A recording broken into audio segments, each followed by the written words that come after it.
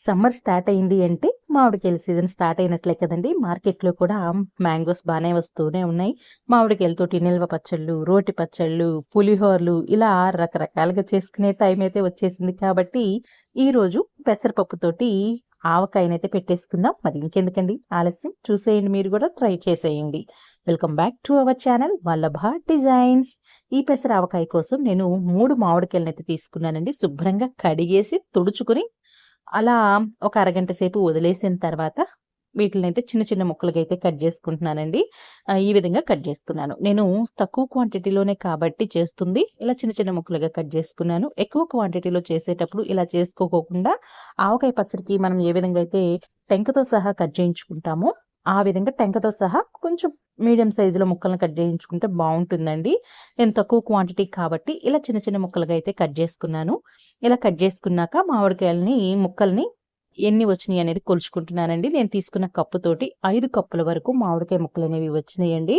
ఈ 5 కప్పుల మామిడికాయ ముక్కలను ఒక ప్లేట్‌లోకి అయితే వేసేసుకొని, ఒక హాఫ్ స్పూన్ పసుపు, ఒక స్పూన్ నుంచి 2 స్పూన్ల వరకు ఆయిల్ అయితే వేసుకొని, ఈ పసుపు, ఆయిల్ 2 కూడా మామిడికాయ ముక్కలకి బాగా పట్టేలాగా మిక్స్ చేసేసి, వీలుంటే ఒక గంట, టైం లేదు అనుకుంటే అట్‌లీస్ట్ ఒక అరగంట సేపు అలా ముక్కల్ని వదిలేసేసేయండి. ఇలా చేసినందువలన ముక్కలనేవి త్వరగా మెత్తబడిపోకుండా తినేటప్పుడు చక్కగా కరకరలాడుతూ బావుంటదండి. మరి నెక్స్ట్ ప్రాసెస్‌కైతే వెళ్ళిపోదాం. వీటినైతే పక్కన పెట్టేసేద్దాం. 5 కప్పుల మామిడికాయ ముక్కలకి గాను కప్పుంబావు వరకు నేను పెసరపప్పునైతే తీసుకున్నానండి. అంటే ఒక కప్పు మామిడికాయ ముక్కలు తీసుకున్నామనుకోండి, దానిలో పావు వంతు పెసరపప్పుని తీసుకోవాలనమాట. నేను పెసరపప్పుని ఈ విధంగా దోరగా వేయించుకుంటున్నాను. పెసరపప్పు ప్లేస్‌లో పెసల్ని అదేనండి మనం పెసరట్టది వేసుకుంటూ ఉంటాం కదా! గ్రీన్‌గా ఉండేవి వాటిల్ని కూడా తీసుకొని ఇదే ప్రాసెస్‌లో వేయించుకొని మనం చల్లారిన తర్వాత మిక్సీ పట్టుకోవచ్చు. నేనైతే ఇలా పెసరపప్పునే వేయించుకున్నానండి. ఇలా వేయించుకోవటం, ఆరబెట్టుకోవటం ఇదంతా ఎందుకబ్బా మాకు అని అనుకునే వాళ్ళకి ఇంకొక ఆప్షన్ కూడా ఉందండోయ్! ఏం లేదండి, మంచి ఎండగా ఉన్నప్పుడు పెసరపప్పుని ఒక గంట, 2 గంటలు ఎండలో పెట్టేసి, ఆ తర్వాత డైరెక్ట్‌గా మిక్సీ పట్టేసుకోవచ్చు. నేనైతే కొంచెం పచ్చివాసన పోవటం కోసమని దోరగా వేయించుకుని, ఈ విధంగా కొంచెం బరక ఉండేటట్లుగా మిక్సీ పట్టుకున్నానండి. ఫైన్ పౌడర్ లాగా కూడా చేసుకోవచ్చు, ఏమి కాదు. కాకపోతే పచ్చడంతా ప్రిపేర్ అయ్యి మనం కలుపుకొని తినేటప్పుడు కొంచెం నోటికి చుట్టుకున్నట్లుగా అనిపిస్తుంది. అందువలన కొంచెం బరకగా ఉండేటట్లుగా మిక్సీ పట్టి ఒక గిన్నెలోకి వేసుకున్నాను. అలానే 5 కప్పుల మామిడికాయ ముక్కలకు గాను 1 కప్పు కారం అయితే పడుతుందండి. నాకు కొంచెం స్పైసీగా కావాలనిపించి మరో 2 స్పూన్ల కారాన్నయితే నేను ఎక్స్‌ట్రా యాడ్ చేసుకుంటున్నాను. ఈ 2 స్పూన్ల కారాన్ని మీరైతే స్కిప్ చేసేసుకోండి. దీనికి తగ్గట్లుగానే నేను సాల్ట్‌ని కూడా యాడ్ చేశాననుకోండి. కారం ఎంతైతే తీసుకుంటామో దానిలో హాఫ్ క్వాంటిటీకి సాల్ట్ అయితే తీసుకోవాలి. ఒక అర స్పూన్ వరకు పసుపుని, పావు స్పూను మెంతి పిండిని, ఒక స్పూను ఆవు పిండిని, పొట్టు తీసినటువంటి వెల్లుల్లి రెబ్బల్ని కూడా కొన్నిటిని వేసుకున్నానండి. నార్మల్‌గా అయితే పెసరావకాయలో ఆవు పిండి గాని, మెంతి పిండి గాని, వెల్లుల్లి రెబ్బల్ని ఇవేమి కూడా వెయ్యరు. ఇవి పెసర పిండిని ఎక్కడ డామినేట్ చేస్తాయేమో అన్న ఉద్దేశంతో వాటిని స్కిప్ చేయమనుండొచ్చు. మాకిష్టం కాబట్టి వేసుకున్నాను. మీకు ఇష్టం లేదు అనుకుంటే స్కిప్ చేసేయండి.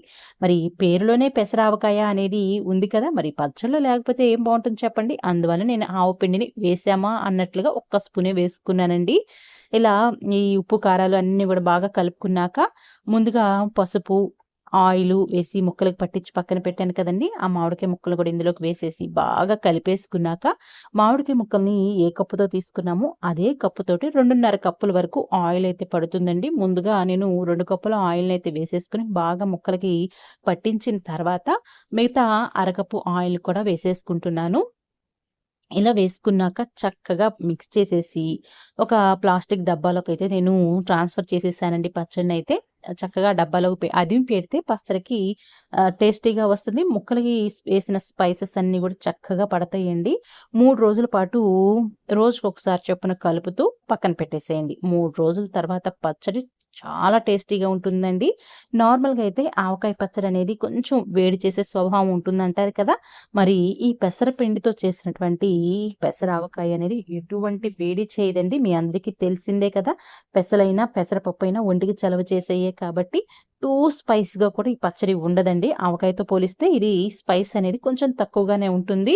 మీకు ఆయిల్ సరిపోలేదు అని అనిపిస్తే మటుకు కొద్దిగా ఆయిల్ కూడా మీరు యాడ్ చేసుకోవచ్చు. నాకైతే ఈ మాత్రం ఆయిల్ సరిపోతుందండి. మరి ఇలా అదిమి పెట్టి పక్కన పెట్టేసేసాను పచ్చడినైతే. మరి 3 రోజుల తర్వాత పచ్చడి ఎలా ఉందో గూడా చూసేయండి.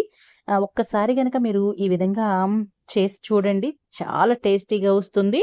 థర్డ్ డే పచ్చడనేది ఈ విధంగా ఉందండి. మరి మీరెవరన్నా పెసరావకాయని ట్రై చేయకపోతే ఒక్కసారి ట్రై చేయండి. ఎవ్రీ ఇయర్ మీరు చేయకుండా మట్టుకు ఉండరు. అంత కమ్మగా ఉంటుంది. చక్కగా వేడి వేడి అన్నంలో ఒక స్పూను ఇలా పచ్చడైతే పెట్టేసేసుకొని, ఓ 4 బొట్లు నెయ్యయితే వేసుకొని, చక్కగా కలుపుకొని తింటే ప్లేట్ అంతా ఖాళీ అవ్వాల్సిందే గానీ, వద్దు అన్న మాట పిల్లల నోట్లో నుంచి కూడా రాదండి. అంత టేస్టీగా ఉంటుంది. మన ఛానెల్‌లో ఇలాంటి పచ్చళ్ళ వీడియోస్ చాలానే ఉన్నాయి కాబట్టి, ఎవరికన్నా ఇంట్రెస్ట్ ఉంటే ఒకసారి చూసి ట్రై చేయండి. మరి చూస్తున్నారు గదా! ఎర్రగా అసలు చూస్తుంటే నోరూరిపోతుంది కదా! మరి ఇంకెందుకండి ఆలస్యం? చకచకా మార్కెట్‌కెళ్ళిపోయి టకటకా మామిడికాయలు తెచ్చేసేసి మీరు కూడా ఇలా పెసరావకాయని ట్రై చేయండి. ఈ పెసరావకాయ పచ్చడి గనుక మీకు నచ్చినట్లయితే తప్పకుండా మీ ఫ్రెండ్స్ అండ్ నైబర్స్‌కి ఈ వీడియోనైతే షేర్ చేసి వాళ్ళని కూడా ఈ పచ్చడిని ట్రై చేయమని చెప్పండి. ఇలాంటి మరిన్ని రెసిపీస్ కోసం మన ఛానెల్‌నైతే సబ్స్క్రైబ్ చేసుకొని సపోర్ట్ అయితే చేయండి ఫ్రెండ్స్. Thank you.